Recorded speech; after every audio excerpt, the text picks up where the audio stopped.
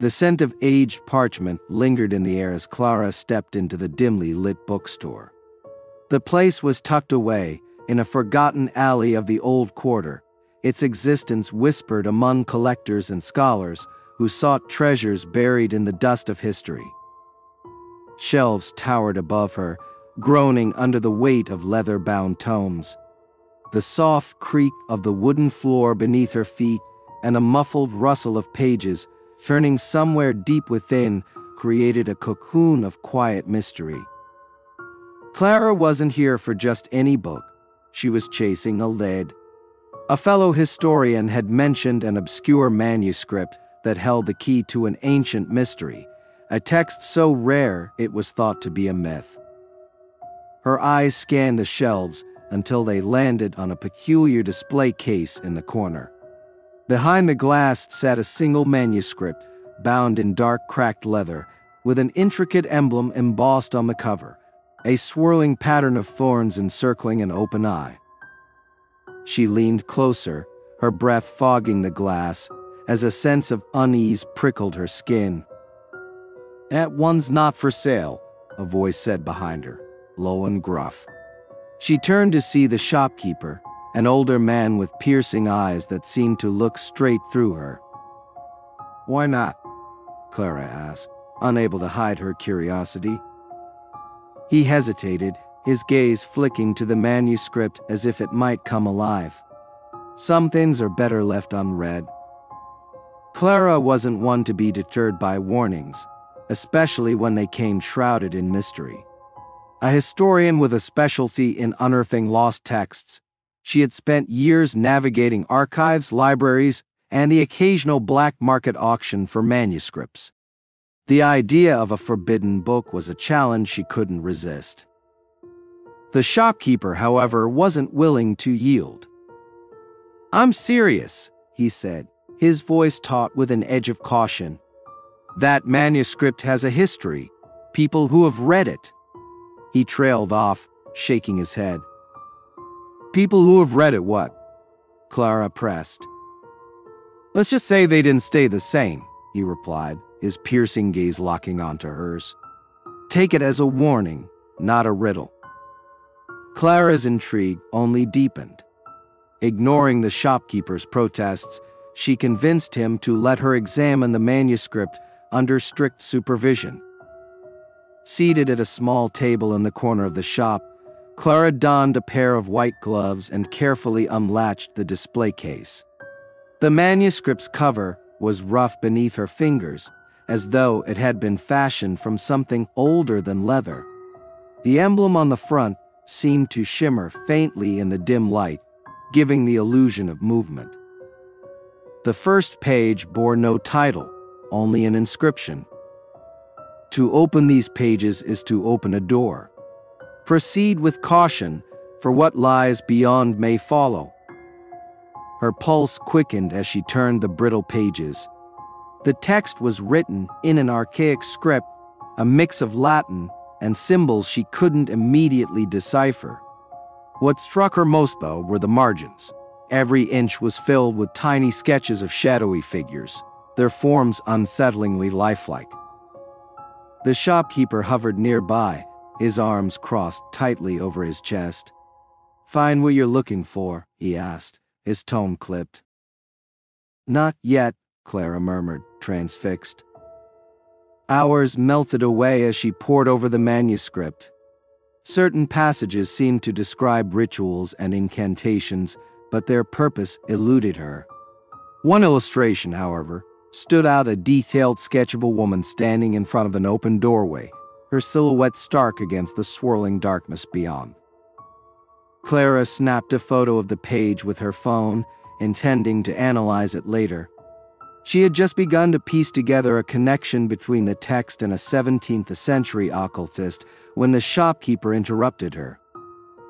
"That's enough," he said abruptly, his voice sharp. "You've had your look, it's time to put it back." Reluctantly, Clara closed the manuscript and returned it to the display case. But as she stepped away, a peculiar sensation gripped her, a fleeting feeling that the shadows in the room had deepened, their edges reaching out like fingers.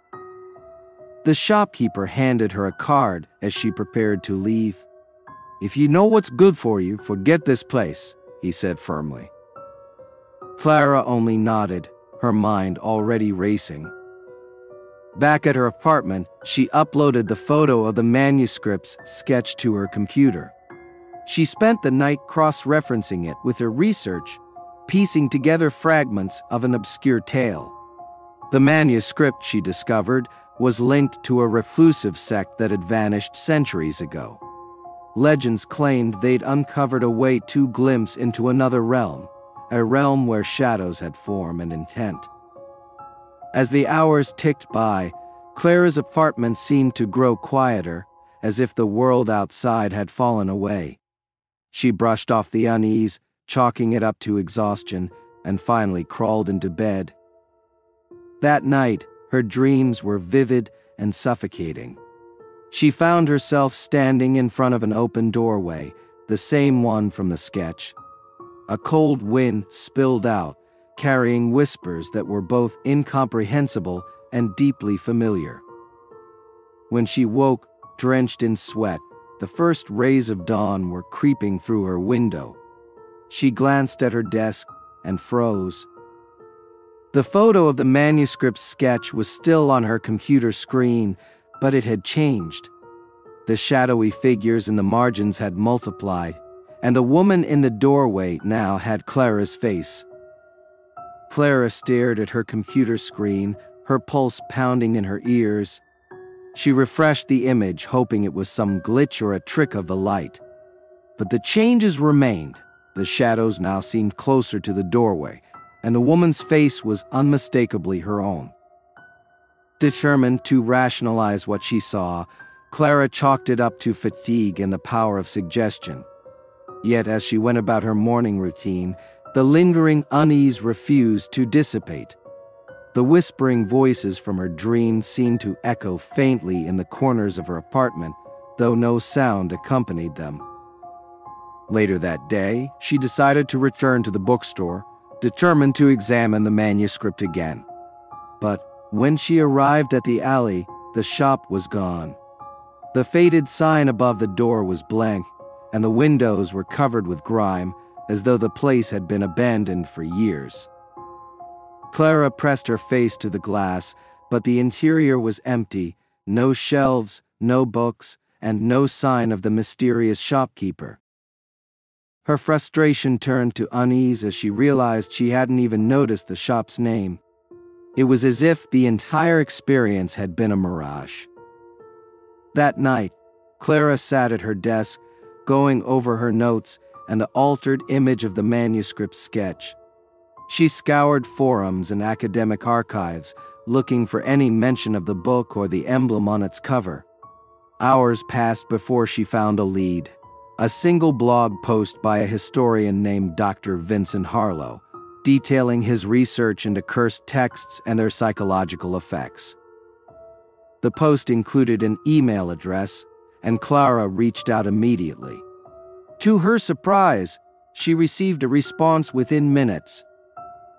"Miss Alden, if you've encountered the manuscript, we need to speak immediately."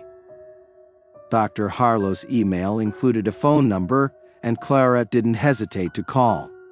His voice was steady but urgent as he explained the manuscript's dark history. "It's called the Shadow's Grimoire," he said. "It's been tied to numerous disappearances over the centuries. Those who come into contact with it report strange phenomena, visions, voices, and changes in reality itself."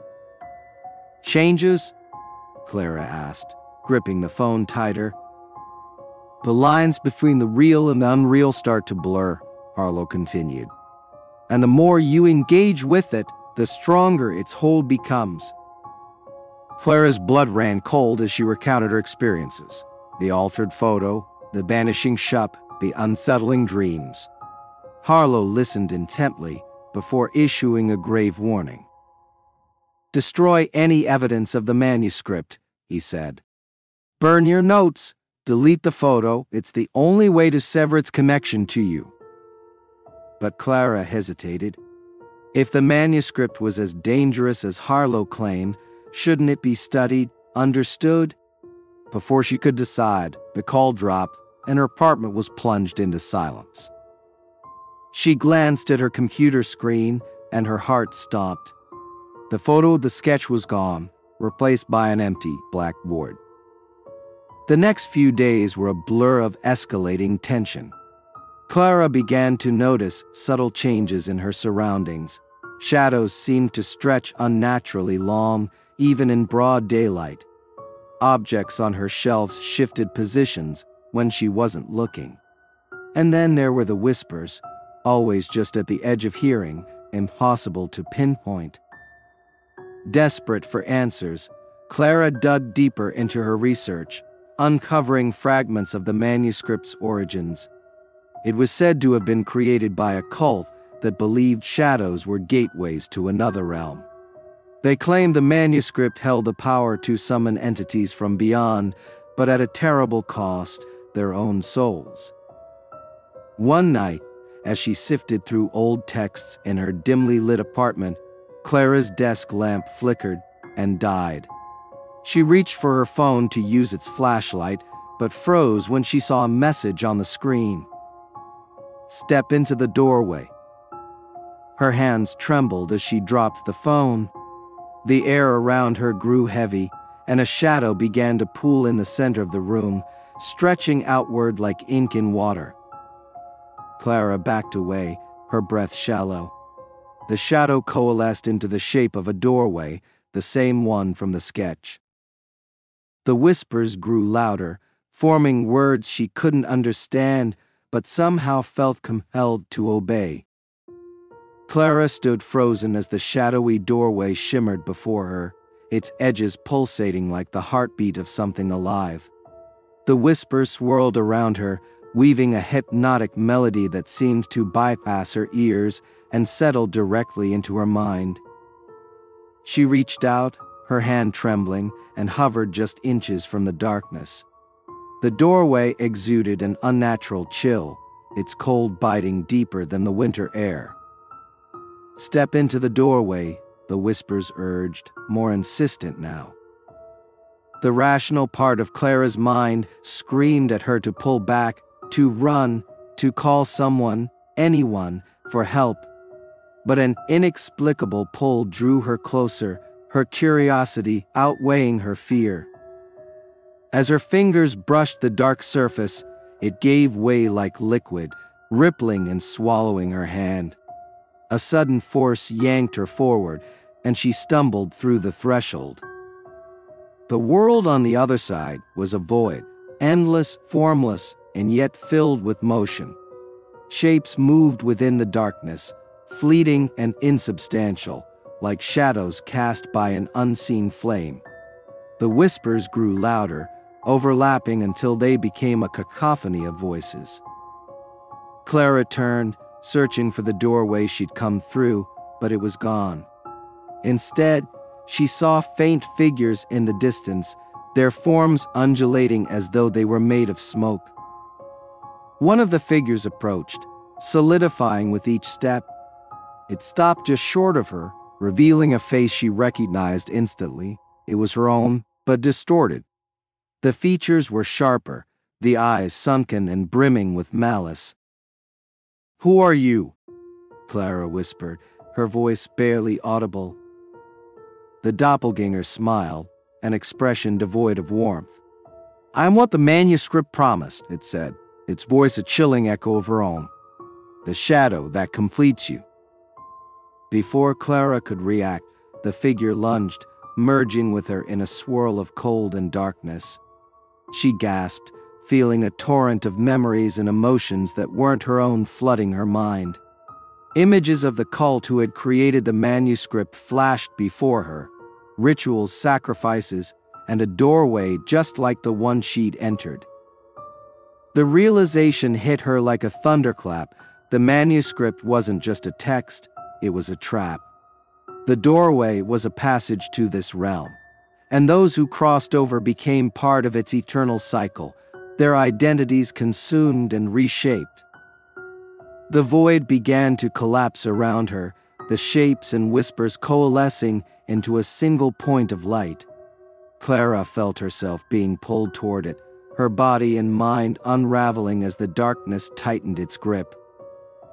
But just as the light consumed her, a sudden jolt brought her back to consciousness. She was lying on the floor of her apartment, the shadowy doorway gone. Her phone buzzed on the desk, the screen displaying another message. "The manuscript chooses its own. You are bound to it now." Clara's hands shook as she picked up the phone, staring at the message until the screen went dark. She glanced around her apartment, noticing subtle changes. The furniture seemed slightly out of place, the shadows deeper, the air heavier. And then she saw her reflection in the mirror. It wasn't quite her. The features were almost imperceptibly altered, but the eyes, they weren't hers. The whispers began again, soft but persistent. Clara realized with dawning horror that she hadn't escaped the manuscript's grasp. She was no longer the same, and she never would be again. Days turned into weeks, and Clara tried to resume her life, but the world no longer felt the same. The manuscript was gone, vanished without a trace, but its influence lingered in the smallest details of her existence. The shadows in her apartment seemed to shift when she wasn't looking. Reflections in mirrors held her gaze a moment too long, as though watching her with silent intent. Even her own thoughts were no longer entirely her own, laced with whispers of the void she had glimpsed. She kept her interactions with others brief, afraid they might notice the subtle changes in her demeanor. The edges of her life blurred, and she found solace only in isolation. One evening, as she sat in the dim light of her apartment, she found herself sketching the doorway from memory. The lines flowed effortlessly, the image forming with haunting precision. When she finished, she stared at it for a long time, the paper trembling in her hands. The whispers grew louder. Determined to reclaim control, Clara sought out every historian, occultist, and paranormal expert she could find. But each lead ended in dead ends or cryptic warnings. The name Shadow's grimoire was spoken in hushed tones, accompanied by tales of madness and disappearance. "You've seen it, haven't you?" one expert asked, his voice tinged with fear. "The doorway, the manuscript never truly lets go. It leaves a mark." "What kind of mark?" Clara asked, her voice steady despite the dread clawing at her. The expert shook his head. "You'll know when it reveals itself." Months later, Clara found herself in a small library, poring over ancient texts in a desperate bid for answers. She was surrounded by the smell of old paper and the hum of fluorescent lights, a fragile sense of normalcy masking her growing despair. As she flipped through the brittle pages of a leather-bound book, she found a passage that sent chills down her spine. "The cursed manuscript does not take lives, it reshapes them. Binding its chosen to the void between worlds, they walk among us, their souls tethered to shadows. To sever the bond is to unmake oneself." The words sank in like a stone, and Clara realized the truth she had been avoiding. There was no escape from the manuscript's grasp. It had chosen her, marked her, and altered her in ways she could never undo. The only question that remained was whether she could live with it or if she would succumb to its pull. That night, as the moonlight streamed through her apartment window, Clara stood before the mirror. Her reflection stared back, its eyes dark and inscrutable. For the first time, she met its gaze without flinching. "I won't let you take me," she whispered. The reflection tilted its head, a faint smile playing on its lips. The whispers fell silent, leaving only the hum of the city outside. Clara turned away, her resolve hardening. She didn't know what lay ahead, but she would fight to hold on to whatever humanity remained within her.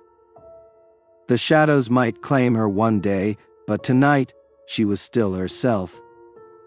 As Clara extinguished the last light in her apartment and drifted to her bed, the whispers in the shadows faded into a quiet, haunting lullaby, reminding her that the darkness within was not an ending, but the beginning of a story she would never stop living.